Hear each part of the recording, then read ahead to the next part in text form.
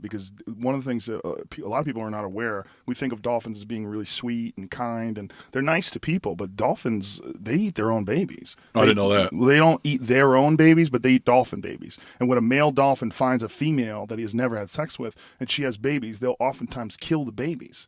And they'll kill the babies. In the river mouths feeding on salmon. And we like to have, that image of the bear grabbing a salmon out and he's all silver and shiny and healthy and floppy. But long after the runs are kind of done, they're down there just feeding on rotten fish. Whoa. Laying around. I've watched wolves there eating dead salmon. I watched 5 wolves one time eating dead salmon that were the consistency of pudding. Whoa. Just mopping it up. They must have unbelievable stomach bacteria. Oh, man, you can't even imagine. So there's not a lot of bears up there. There's a lot of, you see some berries around, but I think that so many of the bears are focused on that stuff. One thing you find, some people say, in those islands in Southeast Alaska, they tend to be either a black bear island or a grizzly island. And it changes. So you'd be on one island and it's black bears. Another island is grizzlies. And it's sort of this weird phenomenon that they don't readily mix. You get in interior areas on the mainland where you have grizzlies and black bears coexist. Oftentimes, the grizzlies will dominate the salmon streams. And you'll have more black bears up high. So you could be standing on a mountain a couple thousand feet above sea level, and it's just black bears everywhere on top of the mountain feeding on blueberries. And you're looking down at primo salmon streams, but it's just big brown bears, big grizzlies down there. And they kind of hoard the spot, and the black bears don't get in there. They just can't. They're kind of enemies, yeah. They'll eat them too, right? They'll eat them. Grizzlies. Yeah. The place that I was up in Alberta, when we went bear hunting, they take carcasses after they cut the back straps off and the hams. They'll take like the body cavity and they leave it in certain areas where they know grizzlies are to keep the grizzlies coming to is that area. Right? Yeah, because they don't want the grizzlies coming to the other baits, the baits they have out for the black bear. Because if they have to abandon that bait because it's just too sketchy. They have some photos, some camera trap photos of these fucking enormous grizzlies wandering just feeding up on black bears. Yeah. I got a buddy who saw one time, he witnessed a grizzly kill a black bear, disembowel it, and eat its liver. Whoa. Yeah. And there's a very well-regarded hunting guy in Alaska who's written some good hunting books about Alaska named Tony Russ. And I was reading his book on hunting Kodiak. Or he's got a book on hunting brown bears and grizzlies in Alaska, and a lot of his experiences around Kodiak and the Alaska Peninsula. And he was saying he's never seen, and just to back up for a minute, on Kodiak, if you map out a bear's diet, okay, a boar bear, a male brown bear, or grizzly, brown bear on Kodiak, if you map out his annual diet, what he's tuned into in the spring are brown bear cubs. Yeah. He's like males, right? He's like wakes up and he's hunting brown bear cubs. And that's fucked up. It's a significant part of his diet.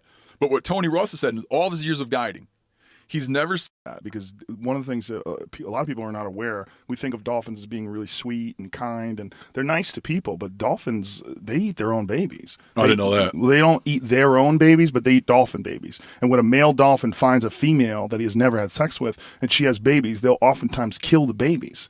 And they'll kill the babies to force the woman back to breeding again, because she'll go on a 7-year cycle. So when a female dolphin has a baby, she will not breed again for 7 years while that baby is being raised and growing older. Yeah, because they put a huge investment, apparently. So the strategy for female dolphins is they are sluts, and they fuck as many dolphins as they can, so that when the male comes around and he sees her with the baby, he's like, that might be my fucking kid. All right, I'm not going to kill that kid. Because that's what keeps them from killing the female's babies. It's really... Why? Because they're thinking. I mean, they're really intelligent animals. They have a cerebral cortex that's 40% larger than a human being's. And as a matter of fact, anybody who's listening to this, check out Radio Lab. Radio Lab has an amazing podcast. The one that's out this week is called Hello. And it's all about John Lilly and John Lilly's work with interspecies communication. Okay. You know who John Lilly was? He was a... No, I don't know that name. Maniac. Crazy man. And these other scientists that worked with him actually wound up taking his research and bringing it to some new place, because Lilly, he was also the inventor of the isolation tank. He created a sensory deprivation tank because he was a pioneer. Which you're a fan of, yeah, right? Yeah, huge fan. Yeah. Lilly would take acid and set up a tank next to the dolphins, and he would take acid, go in the isolation tank, and try to communicate with the dolphins. So while the dolphins would make all these weird noises, he would try to decipher those while he was on acid in his tank. And he eventually went off the deep end with like really getting like heavily into ketamine and all these weird tranquilizers and drugs, and became actually addicted to ketamine. And that's when he lost all his funding. Nobody wanted to have anything to do with him when it came to this dolphin research anymore, because they knew that he was doing that. And one of the women that he had hired to live with a dolphin, they had like an apartment set up where it was underwater. Yeah. Like it was essentially, to her, it was like waist high in water. And she had a dolphin that she lived with for like 6 months in this. And she wound up like jerking the dolphin off. Is that right? Because the dolphin would like hump her leg all the time, and it'd be really distracting because he was a young dolphin. So she's like, just take care of that for you. And she would just jerk this dolphin off. And then, to her, it was like, look, he's got an issue and it's getting in the way of work, so I'll just take care of that. But everybody else is like, whoa. You're doing scientific research by jerking off dolphins? Like, okay. No, yeah, I can see that. Yeah. She might need a couple minutes to explain herself, man. But the podcast sort of focuses on dolphin communication and their difficulty that they have. Like, they know that the dolphins want to communicate with them, but they have that blowhole, and that's how they make their noise. So it's really hard for them to make noises that mimic human noises, because they don't really have the ability to make M's and T's and all these different. Yeah, it's a completely different apparatus, man. Yeah. So in the podcast, you hear her talking to the dolphin, and the dolphin trying to imitate what she's saying. It's crazy. Is that right? It's amazing. You get into, like, when you get into animal communication, so much of it becomes semantical or an argument of semantics, where you'd say, like, well, we're the only thing with language. And people be like, well, actually, X, Y, and Z has something. Okay, well, I mean, we're the only thing with complex language.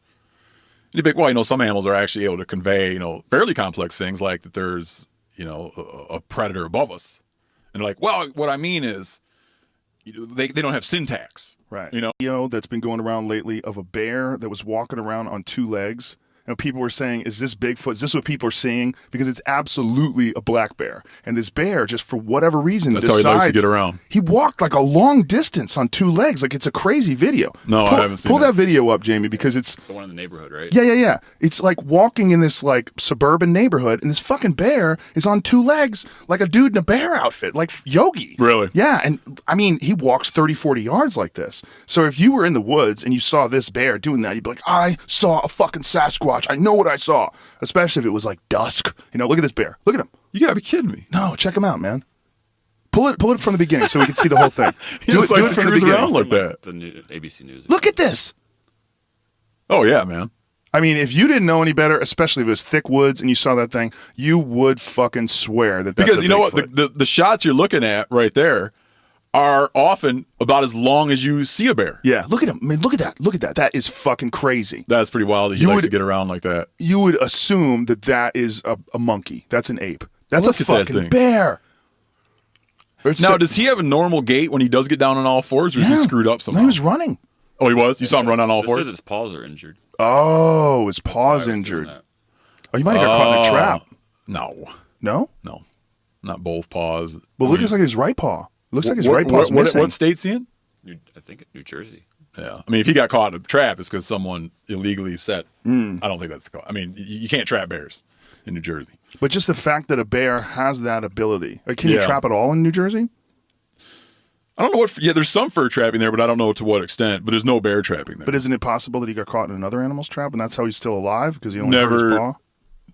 There's no trap that would be used for fur-bearing animals now that would cripple that thing to the point where he would do that. If he got caught in a foothold trap or leg-hold trap, he would pop his foot out of there. Really?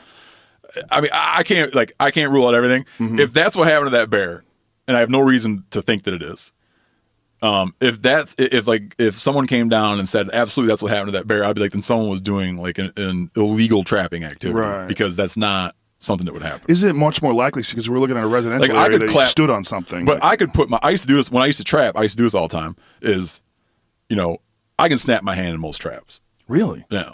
Because the trap has more of a function of, I mean, this is going to get you're going to probably hear from all kinds of your listeners, but it has a holding function. So it starves him to death. No, not if because you have to check your traps. Oh, so you go there and it's still alive, and then you have to kill it. Yeah. So when I used to fur trap, I would check my traps every 24 hours, usually in the morning, But anyways, what the trap largely serves to do is hold something.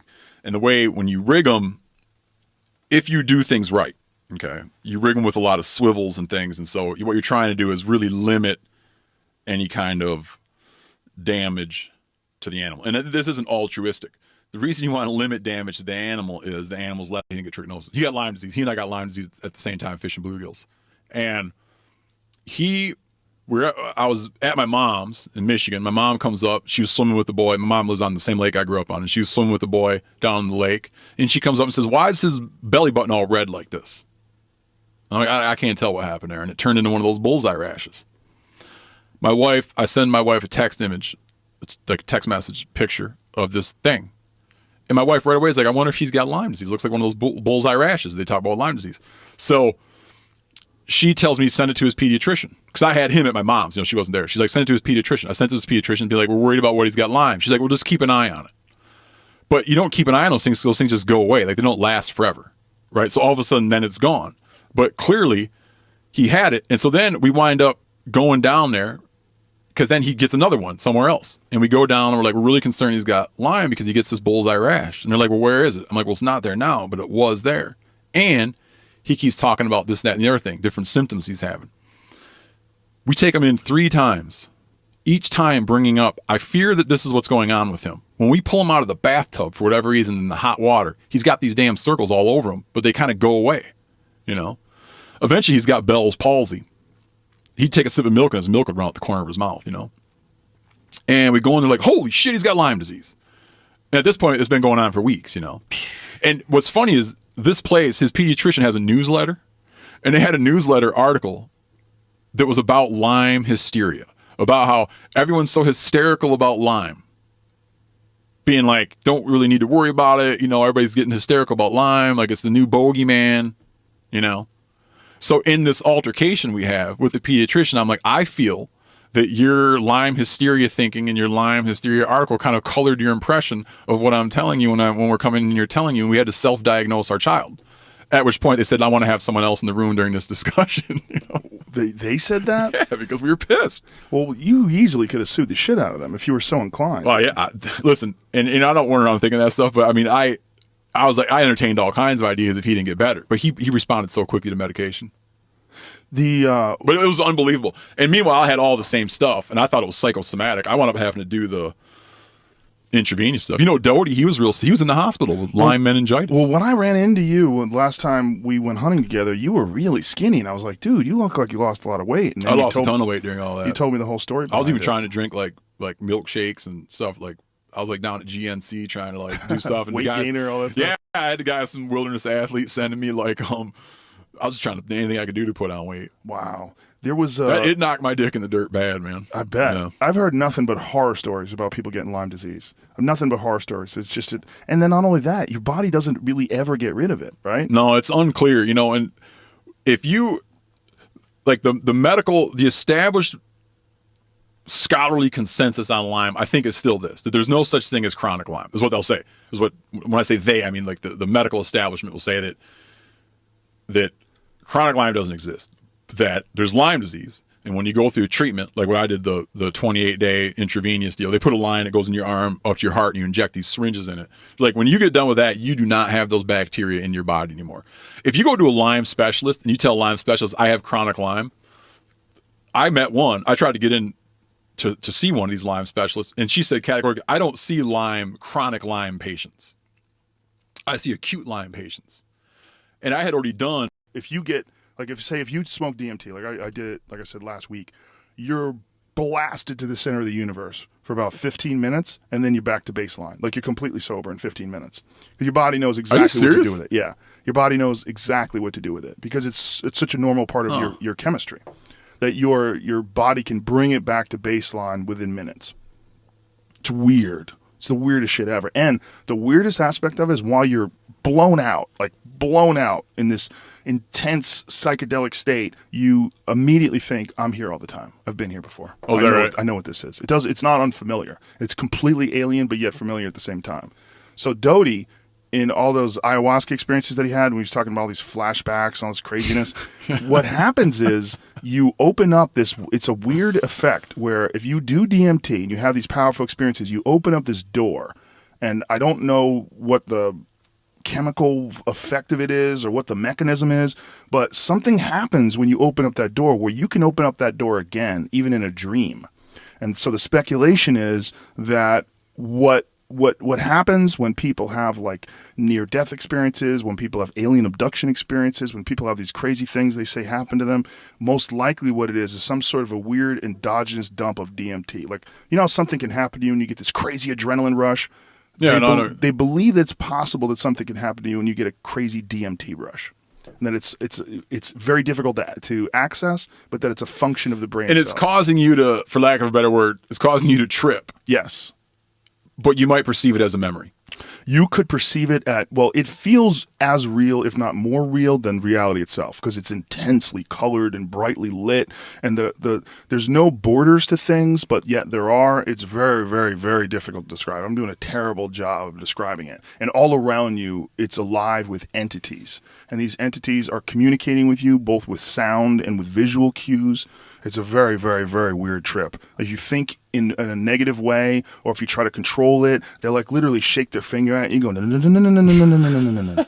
But then if you get it right, it calms down. Like it's like a lesson in how to think. It's a very, very bizarre trip. The most bizarre out of all the psychedelics by far. The way I describe it is mushrooms times 1,000,000 plus aliens. Yeah, it's the mandala. It's the center of the mandala of all. This is how McKenna described it. The mandala of all the different psychedelic experiences. The center of it, literally the fucking point zero, the event horizon of that is DMT.